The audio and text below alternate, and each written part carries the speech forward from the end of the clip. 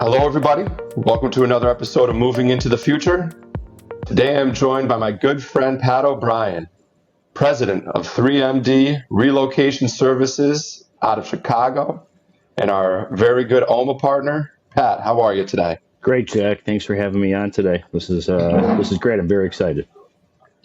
Yeah, no, it's my pleasure, man. I mean, we've grown close over the years, and I've seen your ascension into the position you're in now as president of 3MD. You know, I want to say congratulations on the record. I know I said it to you before personally, but just on the podcast to see what you've been able to do and now get to this position you're in. You certainly deserved it. So I'm happy to talk about it today. How has the transition been for you? It's been interesting. It's you have the old regime leaving, retiring, and then the new regime coming in. I have two new owners I'm working for. Luckily, the owners are the sons of the previous owners, so it's staying in the family. They all have a knowledge. They've all worked here at 3MD for, going on 20 and 15 years.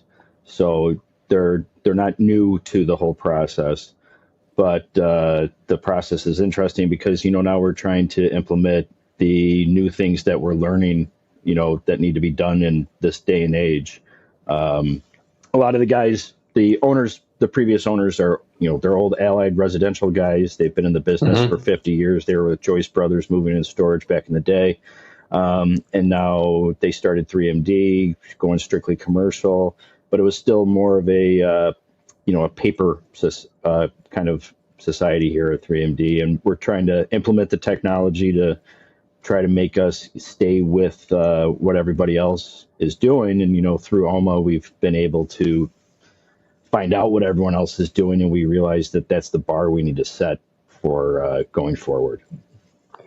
Yeah, and you're so right. When you do that, make that transition, from a company that's been owned by the same family and the same people for, over 30, 40, 50 years, you get used to doing things a certain way. And that's something about the moving industry in general is it's a very old industry and people have been doing things a very certain way for so long throughout the industry as a whole. So to innovate and integrate new technology into a company is certainly an undertaking.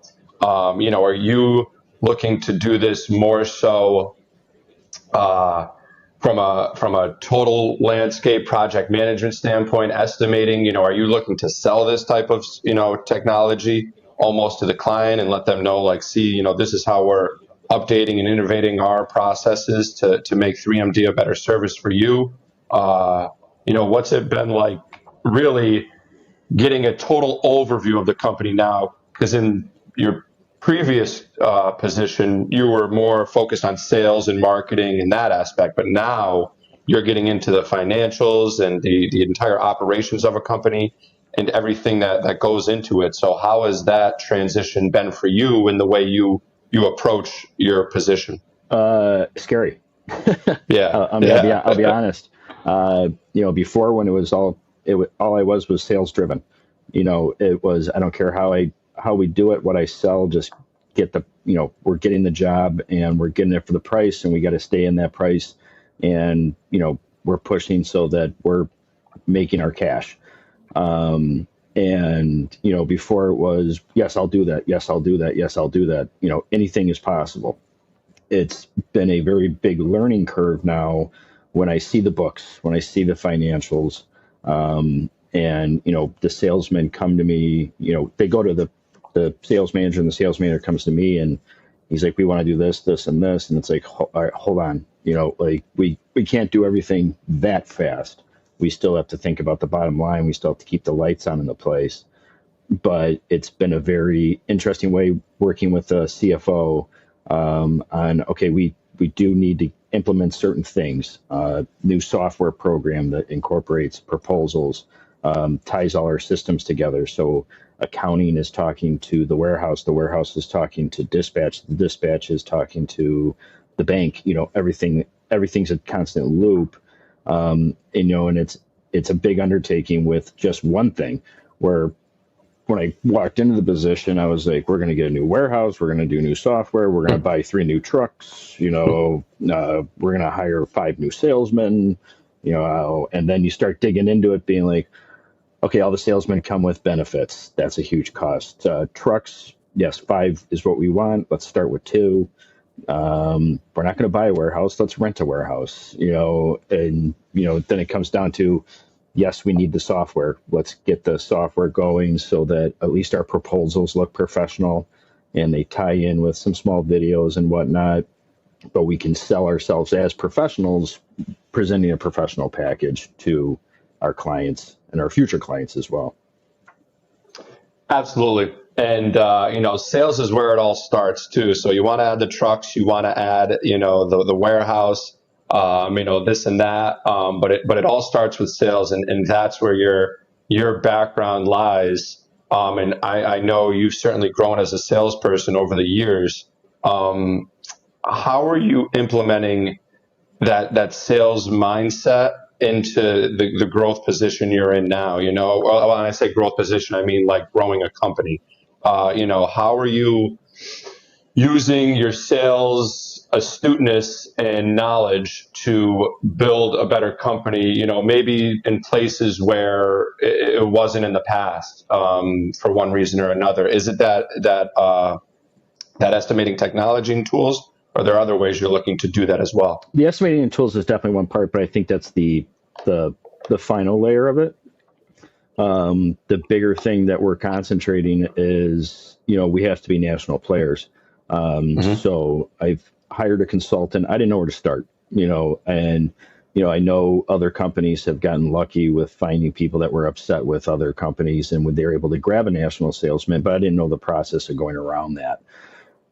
So we hired a consultant, and the consultant is, he's taking from his database. He's an old, major van line guy. I'm not going to say the name of it, but he was able to grab through his network and a very big baseline of people to interview. So we're going through that process. But by mid-year this year, I want to have a full-fledged national salesman on staff, on salary, that's working for us.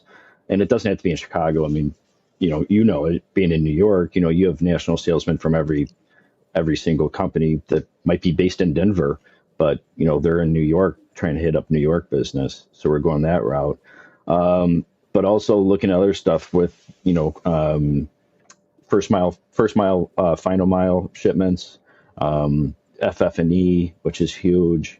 Doing a lot of more on the packing side, the decommission side, just trucking in general, going dock to dock and stuff like that. It's a big thing that we always talk about at our events, is that the commercial moving industry, it's always going to be there. But if you want your company to grow, you can't fully rely just on Chicago commercial moving. You got to think globally. And, it's the only way that, if there is another pandemic, it's the only way that we're going to survive. Because you saw the companies that thrived during that time were the ones that were able to sell anything. They weren't just pigeonholing the small thing. Yeah, that's exactly right. And I'll tell you what, that's a really astute way of looking at it. And, you're definitely aware of the world around you and what's going on. And I think as a leader of a company, that's a really important quality to have, because you are absolutely right. Obviously national sales, and we've talked about this, at length at OMA conferences, it's the best way to increase your business without also needing to necessarily increase your truck and labor, as well, and because of OMA and all of the resources that we have throughout our organization, as a global player with partners in all of these different markets and their resources locally, we can find ways to get things done. And that doesn't also include, the AMP partners, and you speak about furniture installation and trucking and logistics. And all of those things are things that can be sold nationally and globally without having to increase your asset count, which is a huge piece. So that's a really good way to look at it too. And, even in the Chicago market as a whole, if you guys are focused largely on just standard furniture, office, and industrial relocation, and then you're getting it into the furniture installation game, even the tech services game has become huge for that. But even still, backed with that are AM partners, with Ink Systems. So it's all fascinating, but that's a really good way to look at it. And I'm excited to hear that you're bringing on a national account person. How do you plan on leveraging OMA within that as well? So I've talked to, Brad Willie off to the side, and my whole thing was when I got this guy fully on board, I want him to go to OMA boot camp, as I called it. And Oh, Brad was like, "What is OMA boot camp?" And I was like, "He's going to be a fresh mind, even if he's coming from a van line or he's coming from another company that might not be an OMA. I want him to sit down and I want it to be implemented day one. These are the partners you're using. This is the process. This is how every single step of selling a national account through OMA is done the correct way. Because, at the end of the day, we want to be putting money back into the system, but I only want to be using my partners if they're available. And, mhm. sharing the I don't know how to say it, sharing the wealth. Yeah. I've been very beneficial that I have a great relationship with a lot of partners, and they throw us a lot of work. And OMA is I always say they're one of our number one clients for the amount of hmm money that is brought in through the company. And it's time for us to start reciprocating that by hiring the national salesman and being like, you know this is the company you go with. They always treat us right. They give us a ton of business. Let's start giving them business. It's Yeah, and I think it'll be good too for a young person to understand that quickly. Like, not so much that, okay, this company has been giving us a lot of business here, but this is the way this ecosystem works, and right. you can make a lot of money within this ecosystem by knowing your partners, understanding your position, and what you're meant to do. And one of the things I always tell people when they're selling national accounts and doing national work is you have to have an account based mindset, right? So every opportunity that you come in front of needs to be thought of as a long term account, or the potential for a long term account. So often in moving, everything is transactional, right? You get a move job, you perform the move job, you bill the move job, and then that job is over. And then so often, moving companies go on to the next job, and then they keep searching for the next job. But if you bring somebody on who is a national account based salesperson, they will have it in their mind from day one that our account is the second most important word to national in that. But national account has to be very deliberately understood and defined, and that'll set them up for success, because I think that's the most difficult thing for a lot of movers and salespeople who do try to go from that local B2B business and then extend into the national account work. They're just their brain and their approach is not accustomed and attuned to develop and go after it in that manner. So Some I of the think that'll be Yes, yeah. some of the best stories I've heard are, from like Amy Monet, Yeah. yourself, Jack, Travis Boyd, all the guys in the OMA network, Luke Kane, is, it started with just, hey, can you move my 1,200 square foot office down the hallway? Yep. And all of a sudden it's boom, that company takes off, and they're like, Jack, I need you back, but this time we're taking 150,000 square feet. Where the hell do I start? Yep. And Exactly. you become the source, and it's so cool to hear. It's just staying in contact, and Yep. communicating with that customer, being like, hey, you need anything right now? Yep. Let's go grab a drink. Exactly. Let's talk shop for 30 minutes. Exactly that. And just a simple email, just checking in. Because again, if they're national, whether it be an email or on LinkedIn, or a phone call, if you have that type of relationship with them where you've spoken on the phone, more than enough times, just a call and take 5 minutes to say, hey, what's up? How you doing? What's going on? That's the mindset. That's the change in thought process that national people, really have to have. And again, you as a leader now, and you as president, um, if you are the one who starts to do that internally, I think that's going to have a real trickle down effect, on all the salespeople, because, obviously you want to hold your roots in 3MD, and you have a local presence and have built that up over the years. But then to show that the progression of the company is beyond local and national, can prove, very beneficial to the company as a whole, and its growth over time. Do you guys use any? I know we were talking about technology before. Do you guys use any CRMs, or is that part of your technology We we process that you're instituting? yeah, we used a very rough one, which was basically, an Excel worksheet that, we couldn't count on if it was updated or not. Yeah. Our very antiquated software program that we work with right now has a CSO tool, but it's dated. So Yeah. the CRM is working with Mike Joyce, who's heading up our sales department. The CRM is what we need, and we've talked to two companies now that we've basically broken down to, and our biggest thing was the CRM's got to be there. That's got to be a salesman tool. It's got to be app based. It's got to be phone based, so that when a person is doing something or they get a bite, it's immediately put in, and then we know that if something pops up, that we can work with that salesman on how to actually capture that account. But also, it's the internal struggles of, Joe Schmo salesman sold to XYZ company 7 years ago, 100 boxes.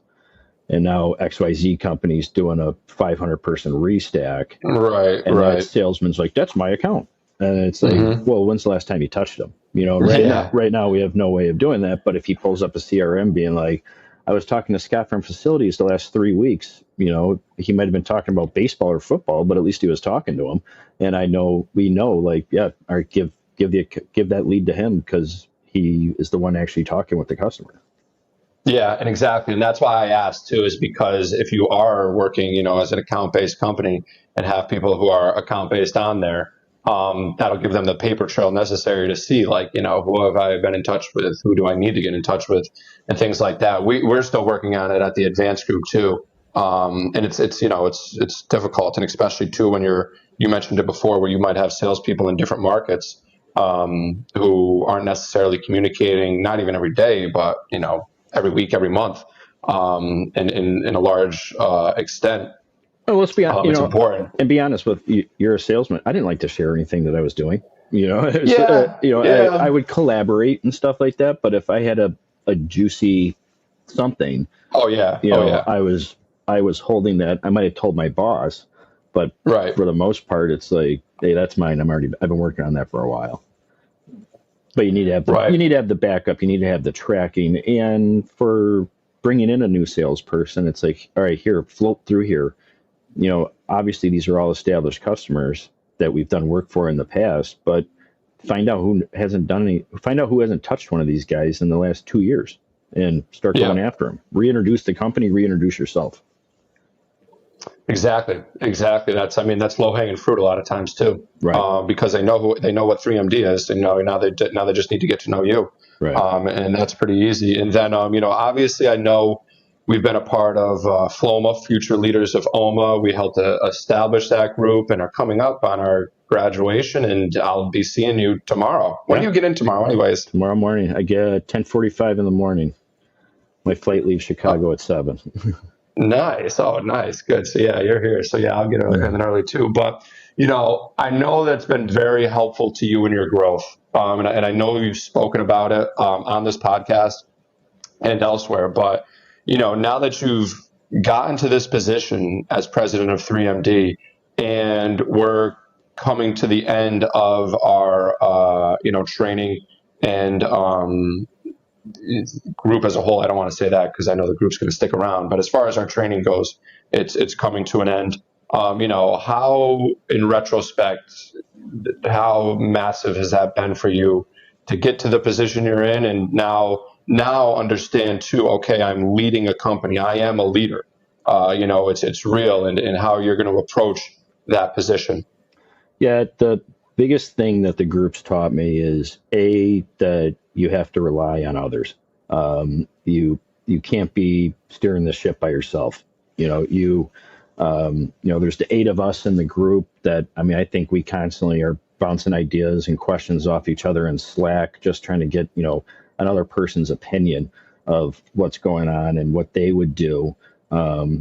Weekly I have a couple of conversations on the phone with what would you do in this situation, and then we talk about it, and then you start thinking other stuff. But I at one point I was very very naive. I didn't want to show too much of my cards. I kept myself pretty closed up. But I'd say in the last 2 years, it's come down to, all right, I'm not an expert at accounting, but I have someone that's an expert at accounting. So I'm going to lean on that person tremendously to tell me, where are we? Are the books correct? Blah, blah, blah. Working with my operations manager now, where it's what's going on what's going on with the men, what's going on with the trucks, what's going on with the warehouses, talking with dispatch, stop trying to figure out everything on my own, because it doesn't work that way, Mm-hmm. and it's one of those things, like, great leaders have great people underneath them that support them. And the only way that I'm going to make this company successful is leaning on my entire team. I can be the face of the company. I can help out. I can be the one that makes the final decision, but it's become more of I've learned how to take the whole thing and figure out what's best for the company, not what's best for Pat O'Brien, what's best for the company. Because now it's the added pressure of, payroll, benefits, making sure these people are working. We can't have anybody that's not contributing. Right. Absolutely. And there's the old saying, it takes a village. Right. But and that is important too. And part of running a successful company, and success it's a broad term. It can be defined a lot of different ways. But, is putting the people in the positions to succeed is how a leader runs a successful company, in my opinion. And obviously, people they have to do their jobs and get things done on their end. But in your position, you want to put them in the best position for success. And obviously that looks a lot of different ways for a lot of different people within the company, comparable from like account to the warehouse. That obviously looks a little different in terms of the tools and resources that you'll provide to each of those departments. But if you can put those people in that position to succeed and understand that as your role as leadership, the company should do well. And I think one of the things too that is beneficial to yourself and 3MD is you've been there 10 years. The company very well. It's a family-owned company to begin with. So I think that's another major benefit too. I think that goes a long way in the moving industry as a whole when you have a lot of family-owned companies, because it feels like an extended family a lot of times. A lot of times, good family friends end up working for the company, Mm-hmm. and then their children or offspring in other ways work for the company. So it all makes sense. When you got there 10 years ago, did you think you'd ever be in this position? No, it's one of those things I talked to my wife about. 10 years ago, I was in the bar and restaurant industry for like 15 years. And that's what I wanted to do. I loved hospitality.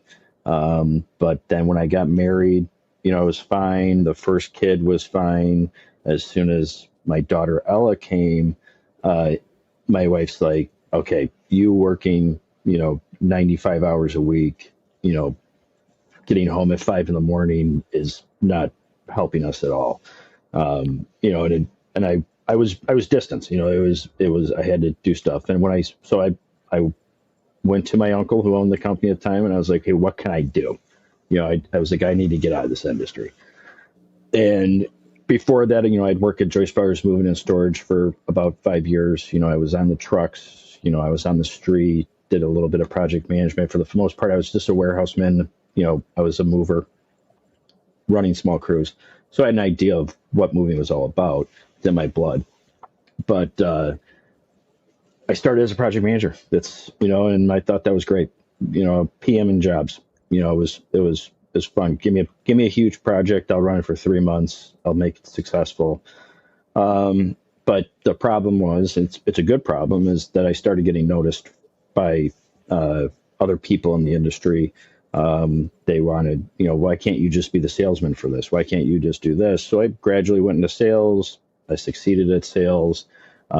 We had a problem here at the company, so I became the vice president of sales, and that's where the learning started to take over. Where I was like, what am I doing? I know how to run a bar staff, and I know how to run servers in a kitchen, but it usually involves a lot of yelling and screaming, and then walking out to the front of the house and having a smile on your face.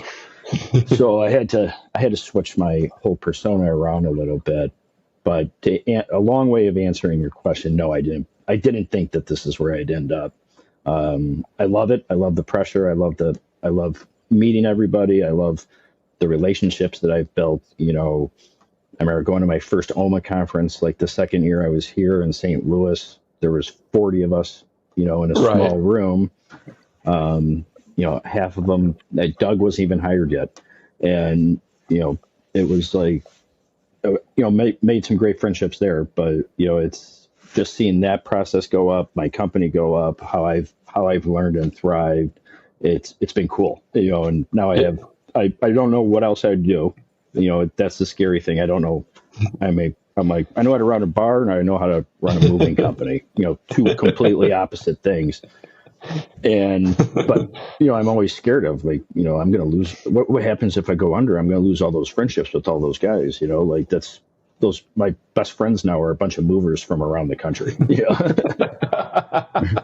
Ain't that the truth, though? And that won't be an issue too. You guys run a good business there. You guys have done a good job, and you had the full support being one of those early OMA members. It's like a family. So you got people who are going to be helping you out and doing what you need to do. And I'm sure that's a lot of that instills a lot of comfort and confidence, I'd imagine, is knowing that you have, people in over, whether it be Anthony or Amy or, any of the number of people who run their businesses and have excelled to a position where they might have started on the trucks or in sales and then have gone to their position as president. And that's what I thrive for as president. Right, you named two heavy hitters there, Anthony and Amy. Anthony, who's the CEO, owner of your company, and Amy, who's the COO of Moose Solutions in Texas, and I constantly am thinking, like, all right, how do they do it? What would they do? And the beauty part is they're a phone call away, exactly. And they talk to you like you're normal. There's no like, oh, why are you calling me? It's like, sure, if they don't answer the phone, they'll shoot you a text. I'll call you back in 10 minutes. That's what I love about it is if I have a question, I know someone else is going through it, and I'm able to ask that question. Absolutely, my man. And that's the great part about it. And, I'm sure as it was in the bar and restaurant industry, and as it was when you were a project manager, and as it was when you were in sales, you're going to be a great president too, man. I'm happy for you.